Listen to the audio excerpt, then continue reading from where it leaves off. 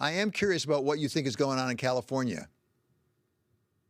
Thank you, David. It's great to be with you. Before I begin, I just want to add my comments to Liz.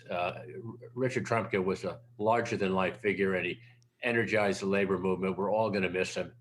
He was a giant of a man, and because I worked with him personally in his capacity when he was running the mine workers organization. He just made such a difference. He gave people so much hope that life would get better, and we need more people like him. Yeah, that was certainly my experience, our experience here at Balance of Power with him. Really big shoes to fill. But as far as California goes, you have a recall again going on. As I say, you've gone through this.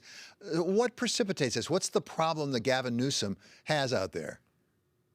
Well, two things. First of all, the recall, the repeal, and the initiative were reforms passed in 1911, 110 years ago. Everyone running for office in California is well aware that the people in California have the first and last word. And if you don't like that, well, don't run for office in California, run someplace else. So you can't moan and groan. It's just part of life in California. I never complained. I dealt with it. I got 45% of the vote. And there was a video that came out from Enron, who was basically a criminal enterprise, pure and simple, ordering a blackout in San Francisco 4 days after we'd all been summoned back to Washington to try and work something out. And if that video had been available during my election, I think the results might have been different. So segueing to 2021, Governor Newsom is going to win this election. He's got a lot of things going for him. He's got almost 4 million more Democrats than I had. The registration was about even in 2003. Now there's 3.8 million more Democrats.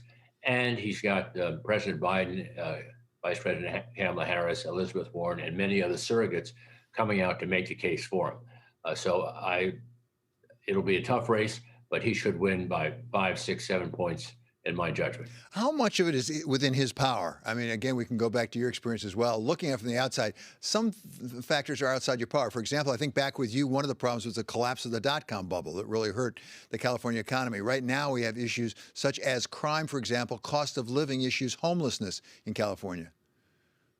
Yes, but life gives you good news and bad news. The good news for Governor Newsom is that the surplus he is enjoying is $80 billion, more than anyone predicted on a $240 billion surplus. So what does that mean? That means the economy is actually working well for a lot of people out here, and there's money to be spent to help renters pay back rent, all the back rent, including utilities. There's $10 billion on its way to revive small business. There's schools opened on Monday. So things are getting back to normal out here. Are there problems? Yeah, homelessness is a big problem. And he's allocated $12 billion for that. I can get into more detail if you like. But every person at every issue has to understand this. We are all God's children. Every homeless person has to be treated with dignity. But if there's a place they can be housed, and there are many motels the state now owns, and there are mental health services available once every 2 weeks, then that person should go there, and that place he occupied should be reclaimed. That's starting to happen in Venice and other places, but it has to happen on a faster pace to please people and let them know local government and state government are working together to solve this problem. But it is soluble, and I'm glad to see all people finally moving in the right direction. So how important is the opposition, who the alternatives are that are on the ballot when you have a recall? I mean, you had Arnold Schwarzenegger, who has a fair amount of name recognition, I think it's fair to say. I'm not sure that Gavin Newsom has the same situation.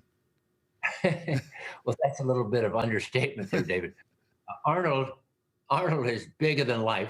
He had $1 billion campaign for Terminator 2, which opened in July. He announced in August, and the election was September 6th. Plus, he was married to the Kennedy family.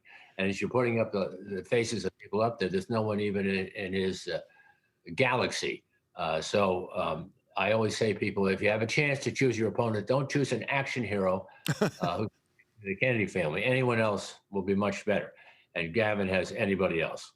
Does the opposition also affect the initial vote? As I understand it, the vote is in two pieces. One is, do I want the current governor to stay?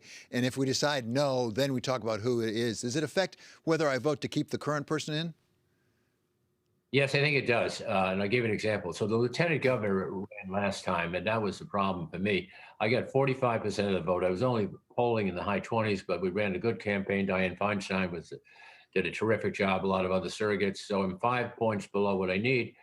And his message to his voters was vote no on the recall, but yes on Bustamante.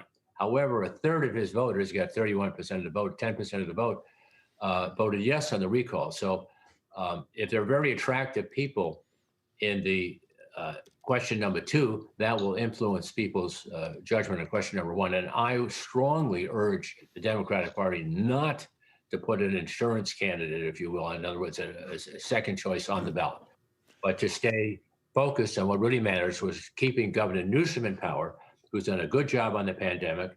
He's making community college essentially free, doing good things on healthcare, and deserves the right to finish his term.